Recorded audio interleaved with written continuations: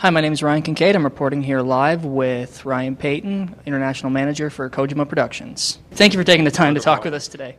Could you tell us a little bit about your responsibilities at the company? Sure. I'm wearing a lot of hats these days. I came in just as I guess you could say, an international manager, helping coordinate things.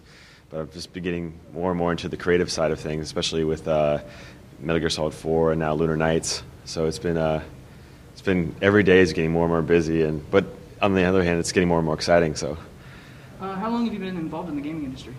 I've been writing for quite a few years. So I think if you count all the writing experiences, maybe 3 or 4 years. So not too long though. What was the inspiring idea behind Lunar Nights? I noticed that it has a lot of similarities to Boktai. Right. Actually, for Lunar Nights, it's a brand new IP for Kojima Productions. So what we did is, there's a lot of similar things with Boktai. However, we're totally scraping the story. We're starting from scratch. We're making Lucian the main character. We got rid of the sun sensor. However, a lot of staff that worked on the previous DS title or the previous Boktai titles are on the Lunar Nights team. And we're also borrowing some staffers from the Metal Gear Solid 4 team to work on it as well. So it really is a new IP for us. But we have to think about the challenge of marketing it in Japan because we decided to go with the Boktai DS title. And we have to tell users that it's not a direct sequel to Boktai because there's quite a huge fan base for Boktai in Japan. Why the decision to remove the sun sensor from the game? Right. There's a number of reasons to get rid of the sun sensor. For one, it didn't. There was some good, bad parts of having the sun sensor. Sure, it was a kind of a unique mechanic to the game, but for people who live in places that don't actually have a lot of sunshine, like for me, when I was playing it in Seattle, I was having a hard time, just taking advantage of the sun sensor. Also, commuting by train or by subway, it was pretty tough too. And also, we're looking for, it's just a great opportunity to use the top screen of the DS. So using the digital weather feature that we have now, this real-time weather that affects not only the visual effects on the bottom screen of the game, but also the gameplay, I think is a pretty cool idea. Yeah, I played Down the Floor. It's a really solid action title. You guys have done a really great job on it. Oh, thank you very much. And did you check out the 3D shooting parts too? Yeah, that's probably my favorite part so far. Yeah, it's very cool. And that was the build that we just finished for E3. I mean, that's the first time we've actually got the 3D shooting parts moving. So from here on out, we're making the 3D shooting parts even more elaborate. So it's something to look forward to when the game launches. I noticed that the Solid Eye and the Metal Gear Mark II were nowhere to be seen in the trailer. Will they still be included in the game? Yeah, we're still thinking about how to include Mark II into Metal Gear Solid 4. It's coming down to this decision about how it's going to play into the actual gameplay. So. That's something that we're working on every day right now. But for this time, he didn't show up on the trailer. But he should be somewhere in the game. It's cool. Another question. I noticed that Vamp was nowhere to be seen. Will he be showing up in the next trailer? You're asking some hardcore questions there, buddy. And this is for Mr. Kojima. I don't want to get in trouble.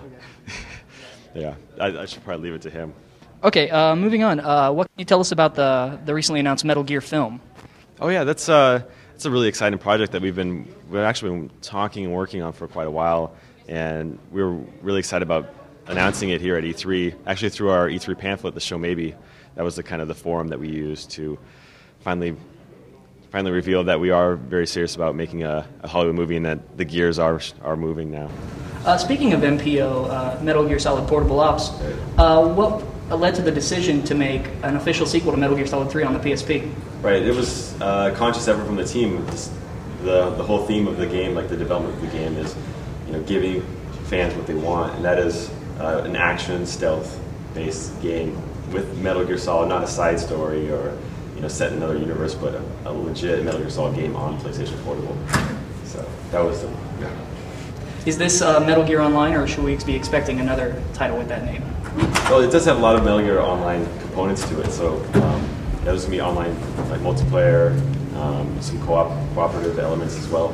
And so I think you're going to be able to check it out later on today, because we brought a very special early build of the game to E3. I'm looking forward to that. Actually, I've got a short question about one of the earlier advertisements for Metal Gear Solid 3, where it said, "Subsistence is tissue cuts." Do you have any idea what that means? I have no idea, and that's one of the things that you're not going to see now that I'm in the studio. That was one of my first initial jobs, to make sure that we don't have these kind of weird English. Sure, grammatically I think it makes sense, but for people outside of Japan, I don't think it really does make any sense. So, yeah, the show maybe is a good example that there's more international presence at Kojima Productions, and going further than that, I think the subtitles and the translation from the new Metal Gear Solid 4 trailer is a great indication that the English, the way that we're translating, the localization effort from Kojima Productions is only going to get better from here. And I'm really happy with the way that the MGS4 translation turned out. Speaking of MGS4, without revealing too much, what can you tell us about the gameplay? I can't talk about the gameplay. Can we be expecting maybe future sequels to either Zone of the Enders or Snatcher? That's another one. I can't answer. However, when Mr. Kojima has stated that if MPO is a big hit, then you can expect further stories in the story of Big Boss. So that's pretty cool. Should I ask about Project S? You don't want to ask about Project S.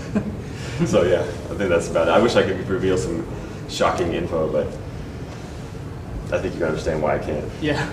All right. Thank you very much for taking the time to talk with us today. I really appreciate it, and congratulations. Good job on the site. I love it, and keep up the good work, buddy.